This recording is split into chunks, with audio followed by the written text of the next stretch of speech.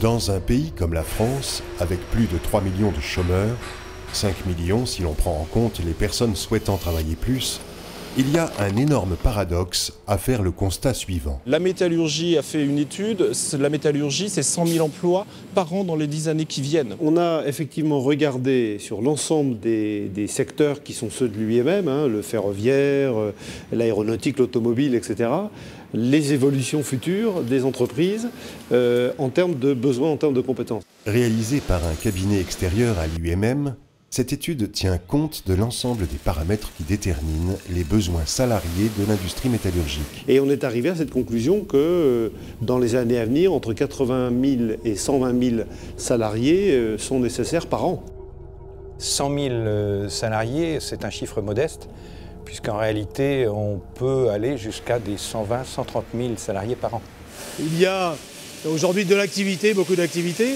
Et toutes les entreprises aujourd'hui issues de l'agroéquipement ont de grandes difficultés à recruter ces métiers. On a du mal à trouver du personnel qualifié, ne serait-ce que pour développer et créer de nouveaux produits. Donc déjà au niveau des études, on a cette problématique. Nous sommes en phase de recrutement également de nouvelles compétences et la difficulté justement c'est de trouver des compétences qui puissent être sur les postes que nous cherchons, notamment en conduite de ligne. Nous avons beaucoup de mal à trouver des chaudronniers soudeurs, des professionnels en chaudronnerie soudure et en tournage. Dans un autre secteur, la maîtrise et le responsable de fabrication, chef d'atelier, où il faut du management, je pense que manager les hommes dans les ateliers, je pense que ça plaît de moins en moins. Malgré le travail important entrepris par les branches professionnelles, le déficit d'image perdure auprès du grand public. Un certain nombre de métiers et de secteurs d'activité souffrent encore de mauvaises représentations de la part des demandeurs d'emploi, que ce soit des mauvaises représentations en matière de conditions de travail, en matière de rémunération, en matière de politique de rémunération ou d'évolution de carrière, ça très clairement.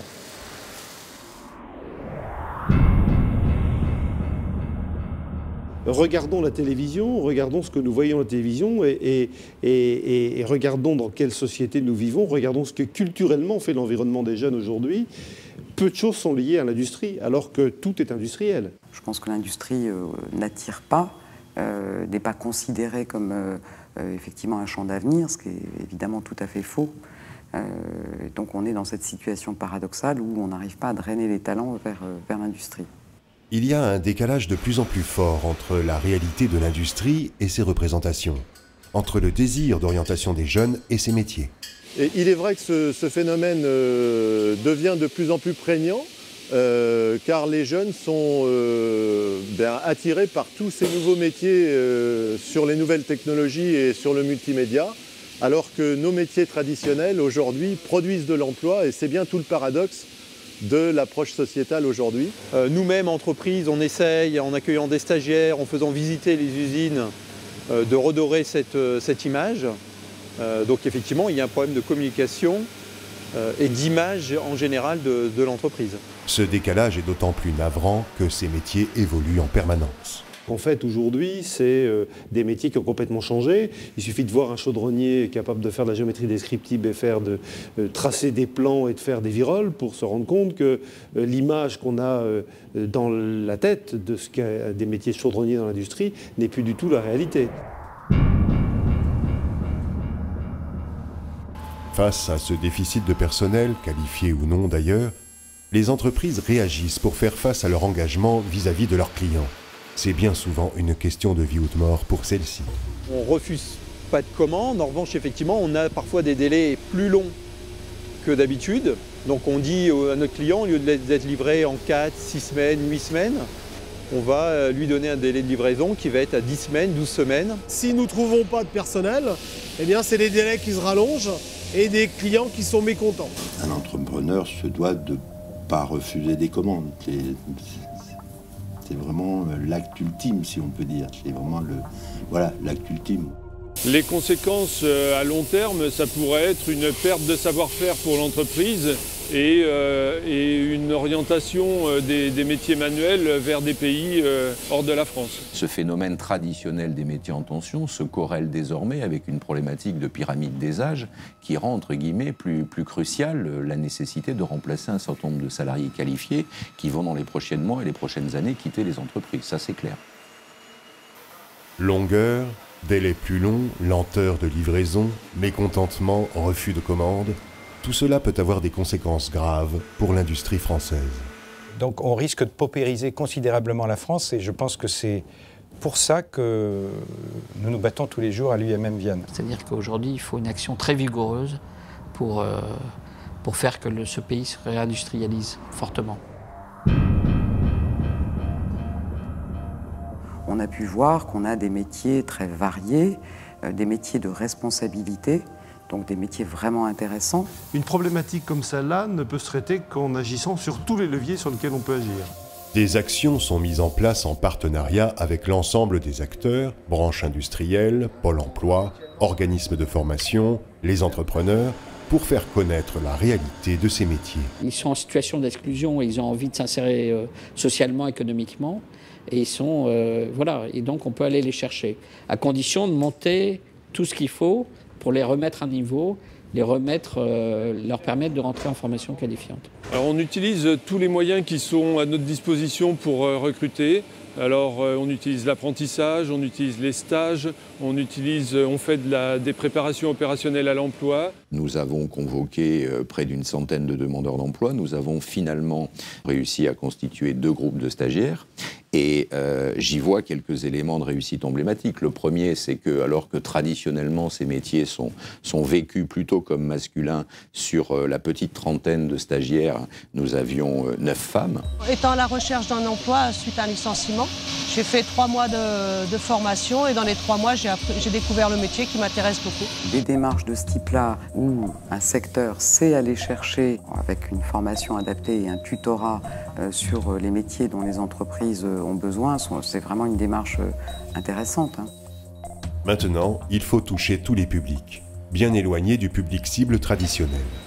Les critères principaux de sélection, la motivation et l'implication des personnes en insertion.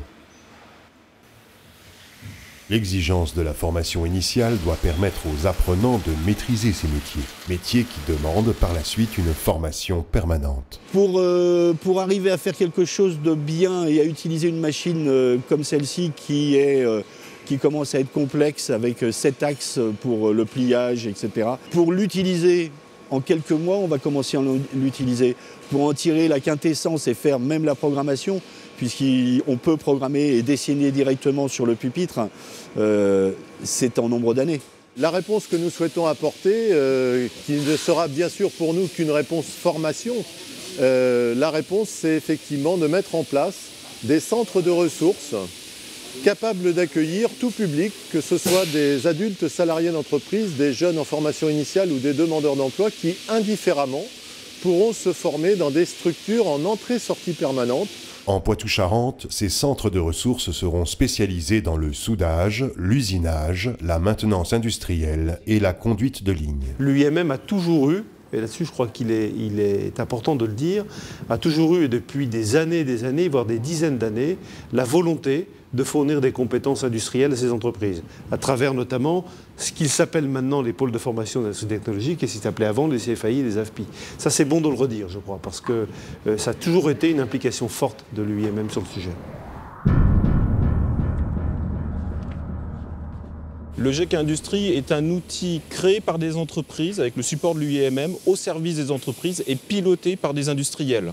Et ce qui est très important, c'est que nous démarrons en fait cette aventure du GIEC avec déjà un certain nombre de chefs d'entreprise mobilisés.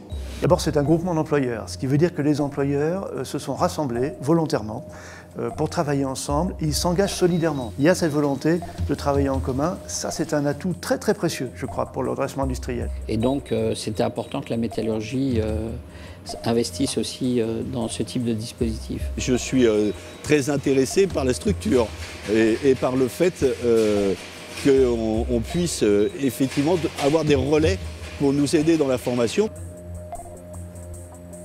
Je pense que cette souplesse-là et cette réactivité est un élément très important pour la compétitivité des entreprises.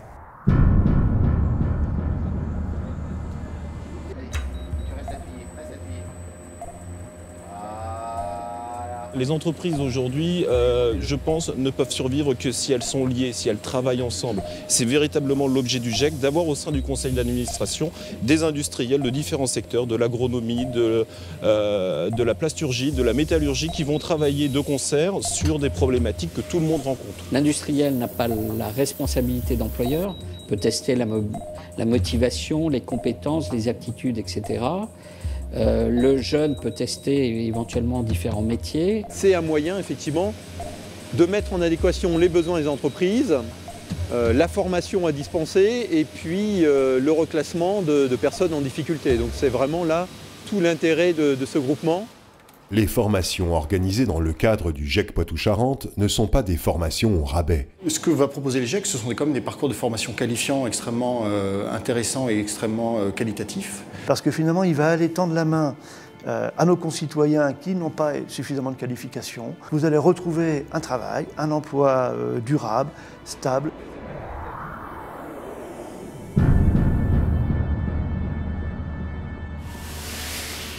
L'industrie offre des parcours, je pense, que n'offrent pas d'autres professions. Donc il faut absolument qu'on se batte tous pour garder nos industries fortes en France. Nous sommes prêts à miser sur des personnes qui sont volontaires, nous sommes prêts à nous investir pour former des personnes et c'est un partenariat. L'industrie est un partenariat entre les employeurs, les organismes de formation et les salariés qui vont vouloir s'investir. On a fait quelque chose de ses doigts, quoi. Enfin, on a pris la matière brute et on fait la pièce entièrement, quoi. On conçoit de A à Z, quoi. L'industrie, bien sûr, qu'elle a un très grand avenir. À partir du moment où elle a des hommes et des femmes qui sont bien formés, à partir du moment où il y a une innovation dans l'entreprise, de la recherche, et à partir du moment où l'entreprise se tourne vers les pays à l'international. J'ai actuellement deux personnes qui sont en train de monter les prototypes 2 et prototype 3 d'une nouvelle machine qu'on a installée chez un client, sur lesquels on a déposé des brevets. Je peux vous dire qu'ils sont fiers quand ils voient comment ça fonctionne. D'ailleurs, ces produits, nous les présenterons bientôt au Salon du Bourget. Vous savez, l'autre jour, sur W9 ou M6, je ne sais plus laquelle, un des reportages passait où quelqu'un, en fait, un jeune expliquait qu'il était en train de souder une partie d'un TGV en expliquant que ça se trouve, ses parents allaient rouler dedans plus tard. Ça, c'est des images fortes. C'est des messages comme ça qu'il faut leur faire passer. Mobilisation de l'ensemble des acteurs. Approche et vision différentes des médias. Le regard doit et va changer au profit de l'industrie et donc de notre pays.